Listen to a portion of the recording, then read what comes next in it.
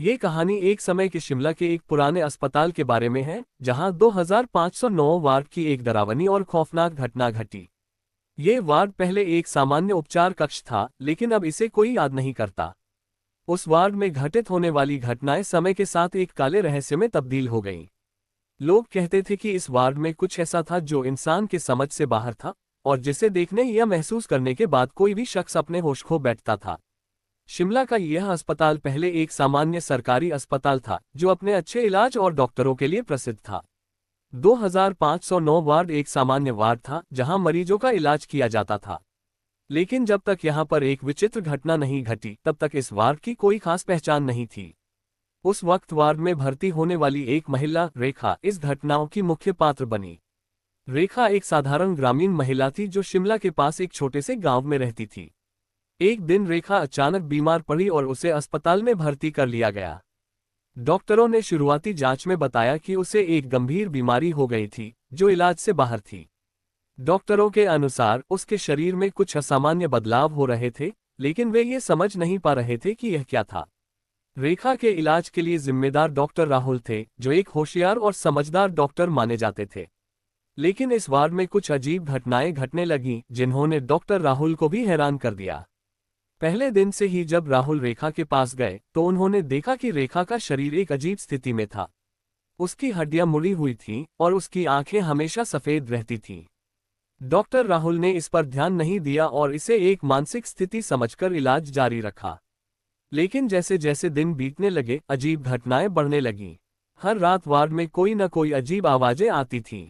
कभी कभी ऐसा महसूस होता था जैसे कोई कांच टूटने की आवाज सुनाई देती थी, और कभी रेखा के कमरे से बड़बड़ाने की आवाजें आती थीं। रेखा की स्थिति लगातार बिगड़ने लगी। उसकी त्वचा पर गहरे घाव हो गए, जैसे कोई उससे छेड़छाड़ कर रहा हो। एक दिन नाज ने देखा कि रेखा के शरीर पर छोटे छोटे चीरे आ गए थे, और उसके शरीर से अजीब सी बदबू आने लगी थी। एक रात जब अस्पताल का सारा स्टाफ अपनी ड्यूटी पर था, एक जोरदार तूफान आया। बिजली चली गई और अस्पताल के सभी वार्ड में अंधेरा छा गया। तभी 2509 वार्ड में एक और अजीब घटना घटी। रेखा के कमरे से एक चिल्लाहट की आवाज आई। नर्स ने तुरंत कमरे में जाकर देखा तो रेखा बेहोश पड़ी थी, लेकिन उसकी आंखें पूरी तरह से सफेद हो चुकी थीं। उसकी त्वचा में खून के धब्बे थे और उसकी हड्डियां पूरी तरह से मुड़ी हुई थीं। नर्स ने घबराहट में डॉक्टर राहुल को बुलाया। राहुल जब रेखा के पास पहुंचे तो उन्होंने देखा कि रेखा का शरीर असामान्य तरीके से घूम चुका था। उसकी रीढ़ की हड्डी लगभग पलटी हुई थी और उसकी आंखों में एक अजीब सी हलचल थी, जैसे वह खुद नहीं बल्कि कोई और उसमें समाया हुआ था। राहुल और नाज इस स्थिति से बहुत डर गए थे। उन्हें लगा कि यह कोई सामान्य बीमारी नहीं बल्कि कुछ और ही है।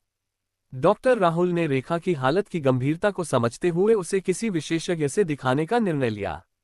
लेकिन जब रेखा को लेकर वह अस्पताल के बड़े डॉक्टर के पास गए, तो उन्होंने जो कुछ सुना वह और भी खौफनाक था।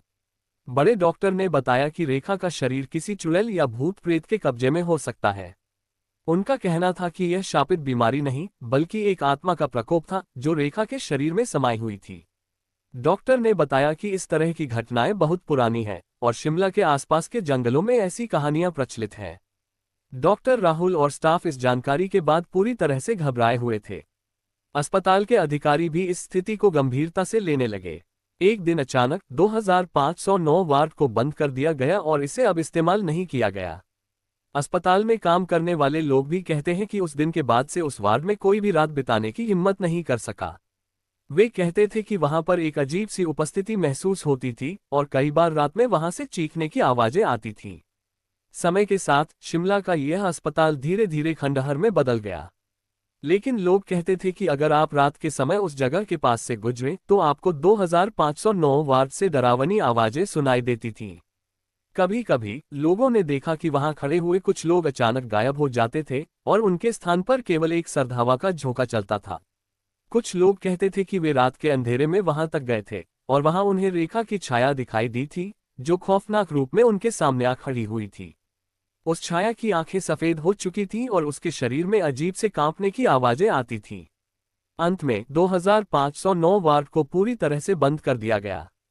हालांकि कुछ स्थानीय लोग अभी भी कहते हैं कि रात के समय जब शिमला में सन्नाटा होता है, तो वहां से अजीब सी आवाजें और सिहरन आती हैं।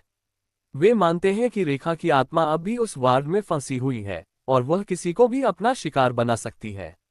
ये कहानी आज भी शिमला के लोगों में एक डर और रहस्य की तरह जिंदा है। कुछ लोग इसे एक चेतावनी के रूप में मानते हैं, जबकि कुछ इसे सिर्फ एक लोककथा मानते हैं। लेकिन सच्चाई क्या है, यह कोई नहीं जानता। 2509 वार्ड की कहानी एक रहस्यमय खौफनाक घटना बनकर अब भी शिमला के इतिहास का हिस्सा है।